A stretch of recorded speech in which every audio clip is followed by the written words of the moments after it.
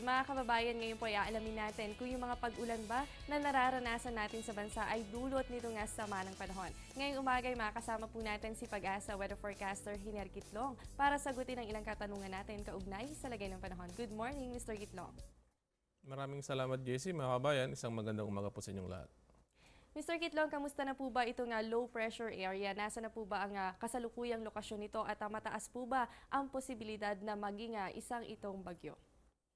Well, sa ngayon po, nasa karagatan pa rin po ang low pressure area nito as of 4 a.m. Ito po ay nasa layong 590 kilometers. Silangan po yan ng Dait, Camarines Norte. Ibig sabihin po niyan, nasa silangang bahagi ng karagatan dito po ng Southern Luzon o Bicol region.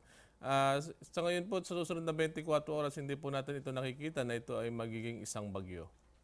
So yan po, narinig nga natin mga kababayan na itong low pressure area ay wala pa naman chance na maging isang bagyo sa loob po yan ng 24 oras at kasalukuyan nasa karagatan pa ito. So hindi naman inaalis yung posibilidad na ma-develop siya sa pagiging isang bagyo. Mr. Kitlong, ito pang low pressure area, ano-anong areas po ba ang dadala nito ng mga pag-ulan sa forecast track po nito? Opo, ang low pressure area nito ay kumikilos po ito Kanluran, Hilagang Kanluran. Medyo may kabagalan po ito. Sa ngayon po, 590 kilometers po ang layo nito at malayo pa ho ito sa ating bansa.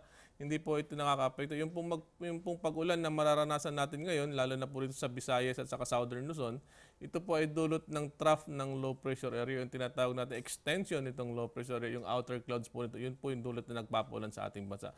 May mga convergence din po dito sa Visayas at sa Mindanao kung saan dulot nitong low pressure area. Kaya nakakatulong po yun para makabuo ng mga kaulapan. So narinig nga po natin mula kay Mr. Kitlong na itong LPA ay wala pa naman direktang epekto sa bansa natin. Bagamat yung trough nito o yung extension ng mga kaulapan nito, yan po ay nagdudulot ng mga pag-ulan sa bansa natin. Mr. Kitlong, bakit po ba ngayon nag-iba yung kilos nitong LPA? Matatandaan po natin na yung una natin binantayan na low pressure area ay tumawid po yan sa landmass patungong West Philippine Sea. Pero yung ngayon po, ayon sa inyong forecast track, yan po ay west-northwest. Ano po ba ang mga nakaka-apekto dito?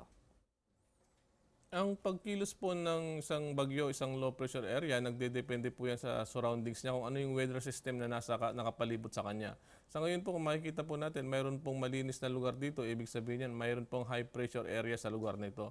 Kaya ito po hindi inaasahan, nakikilos pa hilaga. Ito rin po yung dahilan kung bakit ang bagyo ay nag-iiba yung direksyon niya. Kaya nung nakarang araw, naging alos westerlies po o kanluran po yung takbo niya. Sa ngayon naman po ay nagiging west-northwest na at maaari po itong kumilos mamaya ng hilagang kanluran dahil ito pong high pressure area rito sa taas nito ay maaaring humina. Pag humina po ito, yun na po yung kikilos nito pahilagang kanluran.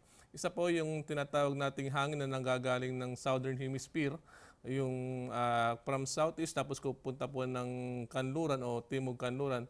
Naitutulak din po niya itong LPA nito kaya isa rin po ito sa dahilan kung bakit nag-iiba rin po yung kinikilos nito. At naintindihan nga natin kung ano ba yung mga factors kung bakit nag-iiba ang kilos na isang low pressure area. At isa nga po dyan ay ang high pressure area na attributed po yan sa good weather condition. Kaya mapapansin natin sa ating mapa kanina, medyo malinis yung area po na merong high pressure area. At kasama rin dito yung hangin naman po mula sa southern hemisphere na siyang tumutulak sa low pressure area. So yan po yung mga dahilan kung bakit nag-iiba o nagbabago ang kilos ng isang sama ng panahon. Mr. Kitlong, ito po bang LPA? Muli ba niyang palalakasin yung hanging habagat at kung sakaling lumakas po ito, magiging katulad ba ito sa buwan ng Agosto? Sa ngayon po, ang low pressure area ay kumbaga pinapalakas niya na po itong habagat dito sa may Visayas, kanlurang bahagi ng Visayas, kanlurang bahagi ng Mindanao. Isa lamang pong low pressure area kahit hindi pa ganun kalakasan yung hangin po dito. Kung ikukumpara po natin yung dulot ng habagat noong Agosto sa ngayon, hindi na po natin inaasahan na aabot pa ng ganun kalakas yung o ganun kadami yung mga pag-ulan na mararanasan natin ngayon. Unless ito pong LPA maging isang bagyo, maaari pong lalo pong lalakasin at maaaring magdulot ng mga malalakas na pag-ulan. Iiral pa rin pala ang hanging habagat pero wag na po nating asahan na magiging kasing lakas pa ito gaya ng buwan ng Agosto. At Mr. Kitlong, bilang panghuling katanungan na lamang po, anong panahon ba ang asahan natin base po sa inyong 5 a.m. weather forecast? Well, sa ngayon po, bagamat ang low pressure area ay may kalayuan po sa ating bansa, kung makikita po natin itong satellite image, halos buong Southern Luzon, buong Visayas, ito po ay may kaulapan na. Ang una po rito yung trough ng low pressure at saka yung wind convergence kung saan dulot din ng low pressure. Kaya Southern Luzon kasama na Metro Manila at buong Visayas, makakaranas po ito ng maulap na kalangitan na may mahina hanggang sa katamtamang pagulan at pagkid at pagkulog. Yung nalalabing bahagi naman po ng Luzon at buong Mindanao ay magkakaroon lamang ng bahagyang maulap hanggang sa maulap. Maliban na lamang po yan sa mga pulong-pulong pagulan o pagkid at pagkulog pagdating ng hapon o kaya sa gabi. At narinig nga natin mula kay Mr. Kitlong na makakaranas tayo ng mga pag-ulan sa mga susunod na oras. Kaya ang maging gabay po yan sa atin at magdala po tayo ng payong tuwing lalabas tayo ng ating mga tahanan. Salamat po Mr. Kitlong at nakasama nga natin si Pag-asa Weather Forecaster, Hinger Kitlong.